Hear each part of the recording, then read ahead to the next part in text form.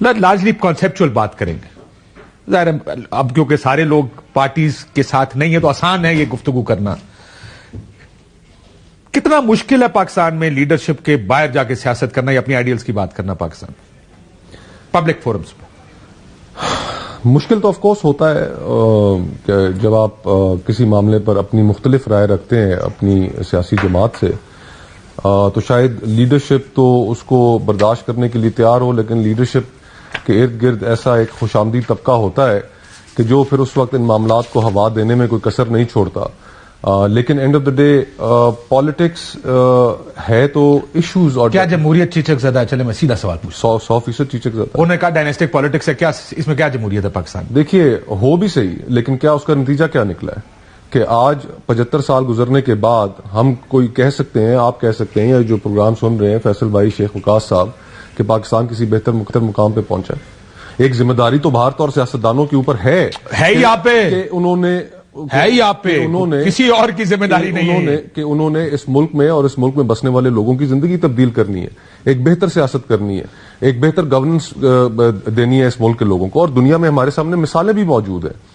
ہم جاتے ہیں کئی ممالک میں اور ہم نے دیکھا ہے وہاں پر کہ کس طرح وہاں کی ریاستیں عوام کی فلاح کے لیے کام کرتی ہیں. آج 75 سال بعد ہم کہاں کھڑے؟ جو بات آپ نے کی کہ ساری ذمہ داری سیاستدانوں کی ہے، اس کا نقصان بھی بتائیں. دیکھیں میں یہ مانتا ہوں، دیکھیں ووٹ دیکھ کر آپ آتے ہیں، لوگ آپ کو کہتے ہیں آپ نے میری قسمت کا فیصلہ کرنا ہے. کسی اسٹیبلشمنٹ کو یہ اختیار نہیں دیا جاتا کہ وہ تو زبردستی آتے ہیں. لیکن اس وجہ سے آپ کا کام ہے ان کے حالات بہتر. دیکھیں ہمارا کام ہے ان کے حالات بہتر کرنا، لیکن پاکستان کی تاریخ سے آپ یہ چیزیں بھی نہیں نکال سکتے کہ یہاں پاکستان میں ڈائریکٹ ملٹری رول بھی رہا، یہاں پر انڈائریکٹ انفلوئنس بھی ایکسرسائز ہوتا رہا پالیٹکس کے اوپر، یہاں پر ہائبرڈ ایکسپیریمنٹ بھی کیا گیا. اگر صرف ایک ایکسپیریمنٹ نہیں کیا گیا تو وہ فری اینڈ فیئر الیکشنز کا ہے. اچھا یہ جو ہائبرڈ ایکسپیریمنٹ ہے یہ زبردستی سیاستدانوں کے اوپر تھوپا جاتا ہے یا وہ ولنگ پارٹنرز ہوتے ہیں اس کے اندر؟ دیکھیں ولنگ پارٹنرز تو ہوتے ہی ہیں، لیکن وہی ہوتے ہیں نا جی. اگر آپ نہیں مانیں گے، آپ نے کہا ووٹ کو تو پھر آپ نے مان لیا کہ ہم آپ کی گیم کھیلنا چاہتے ہیں. بالکل. دیکھیں جو اپنے حصے کی کسی کے اندر کمزوری ہے وہ تسلیم کرنی چاہیے. سیاستدانوں میں یہ کمزوری ہے کہ جب انہیں پاور پالیٹکس کی ایک ان کے سامنے گاجر لٹکائی جاتی ہے تو وہ اس جانب چل پڑتے ہیں، اس میں تو کوئی شک نہیں ہے. لیکن کیا سوال یہ پیدا ہوتا ہے کہ اسی طرح ہی پاکستان جاری رہے گا؟ کیا پاکستان 75 سالوں میں ہم نے جب دیکھ لیا کہ یہ سارا کچھ جو ہم کرتے رہے اس سے کوئی فائدہ نہیں ہوا، تو کیا یہ تقاضا کرتی ہے بات کہ آج بھی ہم سیاسی جماعتوں کو ان کے اوپر انفلوئنس کریں، سیاست کے اندر مداخلت کریں، ان کو اکٹھا کریں، ایک مخصوص جماعت میں شامل کریں، فلانی جگہ ایک گروپ بنا دیں، ساؤتھ پنجاب محاذ بنا دیں؟ آخر کیوں؟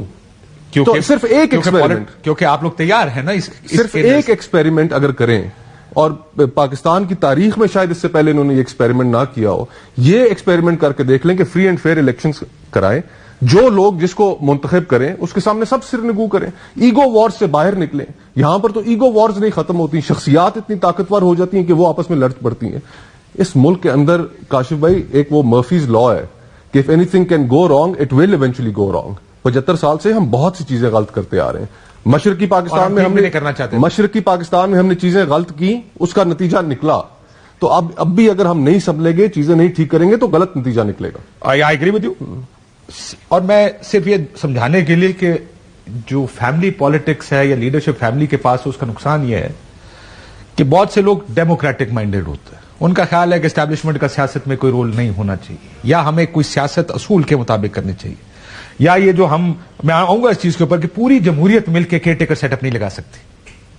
اور آپ نام دیکھیں، وہ نام دیکھ کر آپ کو بھی شرمندگی ہوگی کہ یار یہ نام ہم نے دیے کیسے؟ آخر یہ ایک ڈیموکریٹک پولیٹیکل پارٹی کی طرف سے یہ نام آپ کو پتا ہے وہ قبول نہیں ہوں گے کسی کو، لیکن دے رہے ہیں. کیوں؟ کیونکہ ہماری پالیٹکس کو سوٹ کرتا ہے اور کوئی اصول پسند آدمی اسے اختلاف نہیں کر سکتا کیونکہ لیڈرشپ نے فیصلہ کر لیا. لیڈرشپ سیاہ کرے، وہ سفید کرے، کیونکہ آخر میں پارٹی ان کی ہے، ٹکٹ ان کا ہے. آپ نے اگر قومی اسمبلی میں جانا ہے ان کی مرضی سے جانا ہے، سینٹ میں جانا ہے، اس وجہ سے یہی چلے گا. اگر جب تک آپ ڈائنیسٹک پالیٹکس کی، کمپیٹیٹو پالیٹکس نہیں ہوگی، بہتر اصولوں کی، بہتر ڈیلیوری کی پالیٹکس نہیں ہوگی، خاندانی فیصلوں کی سیاست رہے گی. Do you agree with this? نہیں کاشف صاحب، میں اور مصطفیٰ صاحب جو ہیں وہ پارٹی سے بڑی بے رحمی سے نکالے گئے ہیں. میں تو بڑی اس کے اندر پرائیڈ لیتا ہوں. وہ بھی پرائیڈ لیتا ہے، اسٹوڈ فار اے پرنسپل. اور ہم تو بندے کے دیکھیں، جو آدمی غیرت کی سیاست کرے گا، جو آدمی سچ کی سیاست کرے گا، جو سواللہ کے آگے جھکے گا آپ کو ان کو یہ کرسیاں بڑھتی چلی جائیں گی. لیکن انفارچونیٹلی معذرت کے ساتھ سیاست جو ہے وہ اب بے حیائی، بے شرمی، بےایمانی، چوری، جھوٹ، فریب، پیروں کو ہاتھ لگانا، ماتھا ٹیکنا انسانوں کے آگے، ہر چیز پہ لبیک کہنا، لیڈر کا بیٹا یا بیٹی قابل ہو ناقابل ہو، اس قابل ہو نا اس قابل ہو، اسی نے بننا ہے، سب ہاتھ کر کے کھڑے رہیں گے. اور اگر آپ لیڈر کو بچانے کے لیے آگے بڑھیں گے یا کوئی صحیح بات کرنا چاہیں گے تو خوش آمدی ٹولے کے ساتھ ساتھ لیڈر کو بھی عادت ہے کہ اس کے آگے یس مین کی لائن لگی ہوئی اور کہیں سر آپ آخری لیڈر ہیں اور آپ کا پاکستان میں دنیا میں کوئی ایسا لیڈر پیدا نہیں ہوگا. وہ اسی پھوپھا میں رہتا ہے اور پھر گڑ جاتے ہیں زمین کے اندر. تو انفارچونیٹلی پاکستان کی سیاست یا over all third world countries کی سیاست کے اندر یہ بے ہے، اسی لیے یہ تھرڈ ورلڈ ہے نا. ہاں ٹھیک ہے، اسی لیے تھرڈ ورلڈ ہے. اور دوسرا یہ کہ جہاں تک مصطفیٰ صاحب نے کہا کہ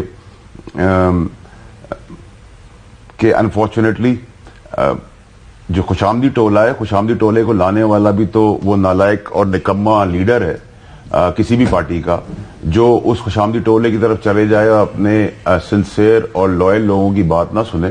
کیونکہ جی حضوری تو آپ کسی کی نہیں کر سکتے. جس کو اللہ پہ توکل ہے، جس کو رزق پہ توکل ہے، زندگی موت پہ توکل ہے، عزت پہ توکل ہے، جوتے پہ رکھ کے مجھے اور آپ کو یا مصطفیٰ بھائی کو جوتے کی بات اس پروگرام میں تو نہ کریں، ہم نے جوتے پہ رکھے. نہیں سر، مجھے تو اس وقت بھی کوئی فرق نہیں پڑا تھا. جو بات ٹھیک تھی میں نے اس وقت بھی کی تھی اور اون بھی کیا اسے. جو بات ٹھیک ہے سر، اللہ کے آگے ڈرنا ہے. یہاں مجھے ایک بتائیں، کوئی پاکستان کا ایک ایسا لیڈر نام دے دیں جس کو آج کے دن کسی غریب کی روٹی کی فکر ہو، کسی کے بچے کے کپڑے کے اوپر فکر ہو، سردی کی فکر ہو، سیلاب کی فکر ہو، آٹے کی فکر ہو، چاول کی فکر ہو، دکانوں کی فکر ہو، ایجوکیشن کی فکر ہو، ہسپتال کی فکر ہو. کسی کو کوئی فکر نہیں ہے. کوئی پاپولیرٹی کے اندر نشے میں جھوم رہا ہے، کوئی کسی کے پیر لگ کے جھوم رہا ہے، کوئی کسی کے پاس لٹک کے جھوم رہا ہے. سب جھوم ہی رہے ہیں. اور اس ملک میں سب آتے ہیں چوری چکاری کا. اصل میں پرابلم کیا ہے پاکستان کی سیاست میں نا سر، آپ کو بیک گراؤنڈ دیکھنا بہت ضروری ہے. آپ کیا کرتے تھے، آپ کا باپ کیا کرتا تھا، آپ کا دادا کیا کرتا تھا. یہاں بیڑی پینے والے نہیں، میں آپ کو ریزن بتاتا ہوں. دیکھیں، یہ نہ کہیں کہ کسی آدمی کا اگر باپ کوئی نہیں کرتا تھا تو اس کو آپ جمہوریت سے باہر بیک گراؤنڈ دیکھیں. جب آپ بھوکے پیٹ آتے ہیں نا تو پھر آپ اپنی بھوک بھرنے میں پوری زندگی لگا دیتے ہیں. ٹھیک ہے، جمہوری لوگوں میں فیئر کامنٹ انفیئر بیکاز آپ نے ایک ماحول بنا دیا اس ملک میں جس کے اندر یہ اب جب لوگ دیکھتے کہ یار وہ کر رہے تھے میں کیوں نہ کرا.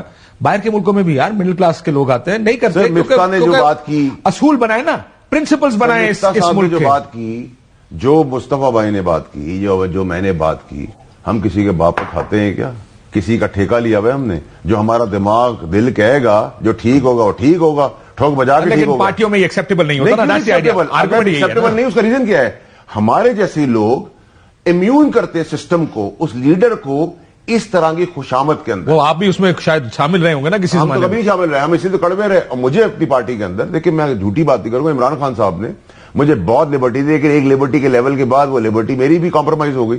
So I said goodbye and they kicked me out.